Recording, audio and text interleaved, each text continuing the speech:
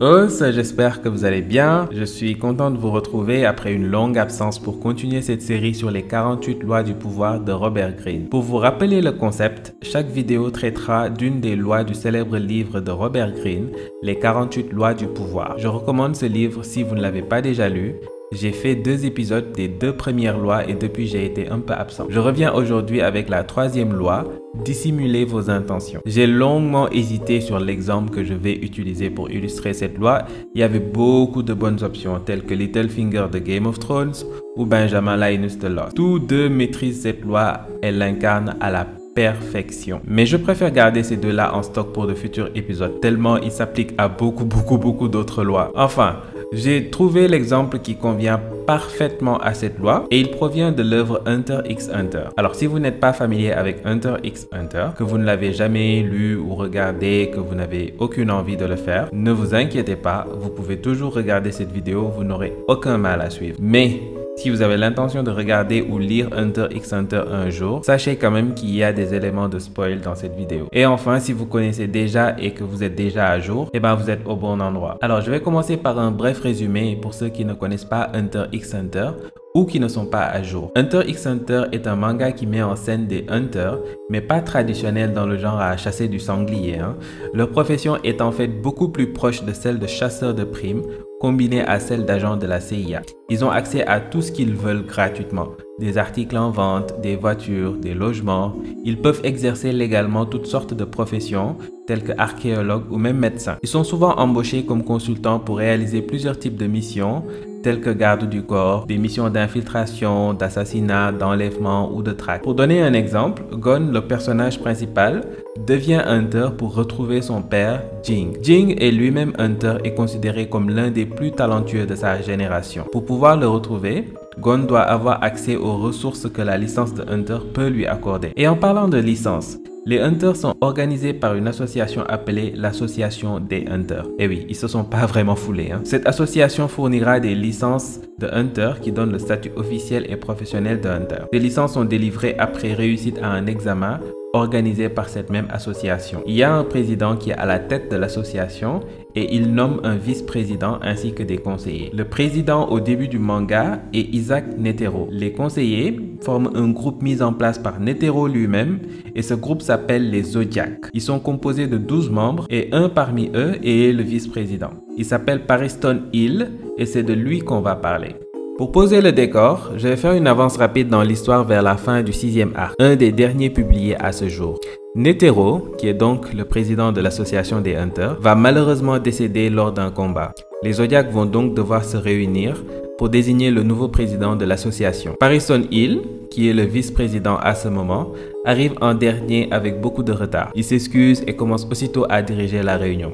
Alors une tension va se créer directe entre les Zodiacs parce qu'ils sont vraiment irrités par la manière de Pariston à toujours prendre les devants. Celui-ci rappelle quand même son statut de vice-président, mais bon, propose de laisser la place à qui le veut de diriger la réunion. On le laisse finalement faire et voici comment il débute. Puisque je suis candidat à la présidence, autant se passer des élections. Il n'y va pas par 4 chemins pour exposer ses intentions clairement et directement. Il souhaite devenir le prochain président. Son réseau, son expérience et son statut font qu'il y a très peu de doutes qu'il puisse l'emporter sans difficulté s'il y a une élection. Il propose donc à ce qu'on le désigne sans faire d'élection, histoire de ne pas gaspiller tout ce temps et cet argent-là inutilement. Les Zodiacs vont catégoriquement refuser cette proposition car ils n'ont aucune confiance en lui. Il est soupçonné d'être l'instigateur d'affaires frauduleuses, illégales et criminelles au sein de l'association. Un autre Zodiac décide alors de se proposer. Il s'agit de Jing Free, le père du personnage principal de l'œuvre, rappelez-vous. Il est réputé pour être un amoureux de la nature dans laquelle il vit en parfaite autarcie. Il est vraiment le dernier que l'on croirait intéressé par le poste de président, ce qui explique la réaction des autres Zodiacs qui sont un peu choqués. Les Zodiacs décident finalement d'organiser une élection. Il ne reste plus qu'à définir un système de vote. Ce n'est pas vraiment gagné parce que n'importe quel système qui sera adopté avantagera un candidat et en pénalisera un autre. Par exemple, étant donné le réseau de Pariston, il serait plus avantagé par un système de vote qui est transparent. C'est-à-dire si le vote n'est pas anonyme, les supporters de Pariston se sentiront obligés de voter pour lui. On pourrait décider ça par tirage au sort, non? Je vais donner une feuille de papier à chacun d'entre vous. Non mais... Ensuite, c'est très simple. Je veux que vous écriviez sur cette feuille la méthode que vous pensez être la meilleure. Que les Zodiacs décident de procéder de la manière suivante. 1. Chacun d'entre eux mettra sur un bout de papier le système de vote qu'il souhaite voir appliqué. 2. Une tierce personne en dehors des 12 va se charger de tirer un des 12 papiers au sort. Et enfin 3. Le système de vote décrit sur le papier qui sera tiré au sort sera le système adopté. C'est simple, c'est ce qu'ils feront et c'est finalement le papier de Jing qui sera tiré au sort. Voici les règles qui y sont décrites. Règle numéro 1. Tous les hunters de l'association sont à la fois électeurs et candidats. Règle numéro 2. Si aucun candidat n'atteint la majorité absolue des voix au premier tour, un deuxième tour opposera les 16 premiers candidats. Si la majorité n'est toujours pas atteinte dans le deuxième tour, le nombre de candidats sera divisé par 2 pour le tour suivant et ainsi de suite. Règle numéro 3. Si le taux de participation d'un tour n'atteint pas 95%, alors le tour sera répété. Règle numéro 4. Chaque électeur doit écrire son nom sur son bulletin de vote. Et enfin, règle numéro 5. Le responsable de la commission électorale ne sera autre que Jing Fricks. Fin des règles. Jing sera le président de la commission électorale. Cette cinquième et dernière règle va surprendre tout le monde. Celle-ci donne le droit et le pouvoir à Jing de manipuler les élections à sa guise. Pariston va alors s'interposer pour rejeter cette règle et donner son accord pour les 4 autres. Chose que Jing va acquiescer vraiment sans en débattre plus longuement. Les élections vont donc ainsi se dérouler suivant le système de Jing. Il y aura de l'action, des rebondissements, des manigances en coulisses, une politique et un bras de fer acharné entre les Zodiacs. Mais à la fin du dernier tour, c'est finalement Pariston qui l'emporte. Il dira alors ceci. Je démissionne de mon mandat. Alors, on va maintenant voir de quelle manière Jing a appliqué cette loi. Et oui, j'ai bien dit Jing. Cette vidéo porte sur lui en réalité depuis le début, et non sur Pariston. J'ai dissimulé mes intentions. Plus sérieusement, Pariston a également appliqué cette loi à la perfection. Contrairement à ce que tout le monde pensait, la présidence ne l'intéressait pas vraiment, ce qui dissonne vraiment avec son implication active et toute sa politique durant le déroulement des élections. Mais son unique but était vraiment juste de se divertir et de se payer la tête de tout le monde. Et oui, tout ça n'était qu'un jeu pour lui. Inversement, Jing donne l'impression de ne pas du tout être intéressé par les élections, ce qui colle bien d'ailleurs avec son étiquette de reclus de la société. En dehors de la première réunion, il était souvent absent lors des moments importants de l'élection. Il ne se présentait que très peu aux réunions des Zodiacs, et il n'affichait pas un grand intérêt lorsqu'il venait. En réalité, depuis le début, ses vraies intentions étaient de veiller au bon déroulement des élections. Il voulait perpétuer l'héritage de Netero et s'assurer à ce que l'élection du nouveau président ne soit pas bâclée. 2 jours avant la première réunion, Jing est venu au QG et a tout préparé en avance pour la réunion. Tiens, lis ça. Mais ce sont les règles de l'élection? C'est bien ça? Oui. Après-demain, les 12 Zodiacs au complet se réuniront ici même.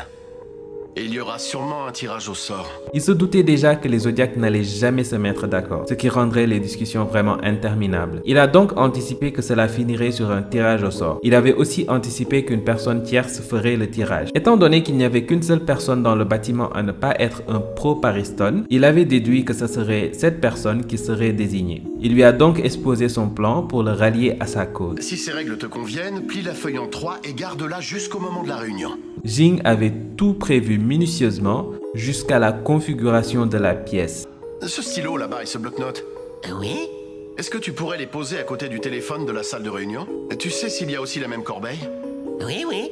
Il s'est assuré de la présence du carnet de notes et de la corbeille qui serait plus tard utilisée pour le tirage. Pourquoi il est si difficile pour la plupart des gens d'appliquer cette règle? Eh bien, c'est tout simplement parce qu'il est plus naturel de se livrer à cœur ouvert et d'être sincère. Cacher ou camoufler ses vraies intentions nécessite de faire un effort conscient. Également, beaucoup pensent à tort qu'en étant franc et honnête, les autres se montreront plus sensibles à leur démarche. Sauf que les gens sont programmés à n'aimer entendre que ce qu'ils ont envie d'entendre. La vérité brute peut parfois être décevante pour eux, car non alignée avec leurs projets personnels ou leurs propres désirs. Lorsque Pariston révèle son intention d'être président, les Zodiacs réagissent avec méfiance et hostilité. Ils cherchent alors à tout faire pour contrer ses plans. C'est d'ailleurs ce qui montre l'efficacité d'une dissimulation à détourner l'attention des adversaires. En avouant vos intentions, vous incitez les autres à se focaliser sur celles-ci. Donc, si elles sont fausses, ils se focaliseront sur le mauvais sujet et vos plans réels resteront à l'abri. Faire semblant de convoiter ce qui ne vous intéresse pas ou défendre une cause qui n'est pas la vôtre pousse les autres à commettre des erreurs. Lorsque Jing rajoute une 5e règle qui le proclame en tant que président des élections, il n'a pas vraiment envie de diriger les élections. Et alors? Pourquoi la règle numéro 5? Oh, ça c'est du bluff. Oh! Cette 5e règle a pour but de les faire sortir de leur gond. Et en me voyant y renoncer, ils accepteront mieux les 4 autres règles. Oui, c'est une tactique d'escroc, une arnaque qui marche. Il suffit de le savoir, c'est tout. En revanche, si la règle 5 passe, je me désisterai. Son unique but est d'induire les Zodiacs à accepter plus facilement ces 4 premières et seules véritables règles. Cette 5e règle a un certain déphasage avec les autres car elle est plus choquante et plus percutante. Il n'a rajouté cette 5e règle que pour focaliser l'attention des Zodiacs sur celle-ci. Si Jing s'était contenté des 4 règles qu'il visait réellement, les Zodiacs auraient pu contester une de ces 4 règles. Par exemple, la 4e qui rend les votes transparents est assez controversée. Aucun des Zodiacs à part Jing et Pariston ne voulait de cette règle car elle donne un sérieux avantage à Pariston. D'ailleurs, les Zodiacs commenceront à contester cette règle jusqu'à ce que la 5e soit annoncée. Ta putain ouvert! C'est n'importe quoi! T'es à la ramasse, mon pauvre! Enfin, règle numéro 5. C'est pas encore fini! Le responsable de la commission électorale ne sera autre que Jean Fricks. Fin des règles. Je l'avais pas vu venir celle-là. Je n'y avais pas pensé. Oh, quelle idiote! Bon sang, je me suis trop focalisé sur les modalités du vote. Alors c'était donc ça son véritable objectif. Celle-ci leur fera totalement oublier la règle précédente qui était en réalité le vrai danger. Merci d'avoir suivi cette vidéo, j'espère qu'elle vous aura plu et qu'elle vous aura appris quelque chose. J'ai hâte de vous retrouver pour le prochain volet de la série des 48 lois du pouvoir. En attendant, abonnez-vous à la chaîne et activez la cloche de notification pour être sûr de ne rien rater. N'hésitez surtout pas à liker et partager, ça fait vraiment plaisir. Allez, à la prochaine. Os.